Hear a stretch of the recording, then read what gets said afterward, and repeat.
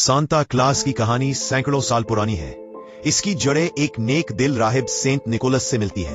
ये माना जाता है कि सेंट निकोलस सन 280 ईस्वी के करीब मौजूदा तुर्की के शहर पतारा में पैदा हुए।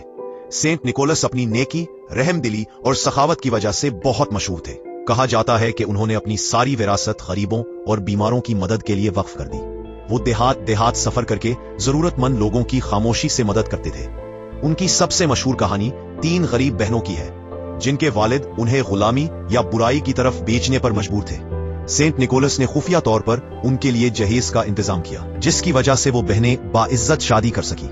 अगर आपको दुनिया की असल और हैरत अंगेज कहानियां पसंद हैं, तो वीडियो को लाइक करें, कमेंट में अपनी राय जरूर दें और चैनल को सब्सक्राइब करना ना भूलें। आपका एक सब्सक्राइब हमें मजीद जबरदस्त हकायक लाने का हौसला देता है। 18वीं सदी के आखिर में सेंट निकोलस का तसव्वुर अमेरिका पहुंचा। न्यूयॉर्क में डच खानदान उनकी याद में तकरीबात मुनक्कद करते थे। वक्त के साथ सेंट निकोलस को डच जबान में सेंटर क्लास कहा जाने लगा, जो आगे चलकर सांता क्लास बन गया। 19वीं सदी में किताबों और तस्वीरों ने सांता क्लास की शक्ल बदल दी। आहिस्ता आहिस्ता वो एक खुश मिजाज बूढ़े शख्स के तौर पर मशहूर हो गए, जिसकी पहचान तोहफे, बच्चों और क्रिसमस से जुड़ गई। यूं एक नेक इंसान की कहानी एक आलमी किरदार बन गई।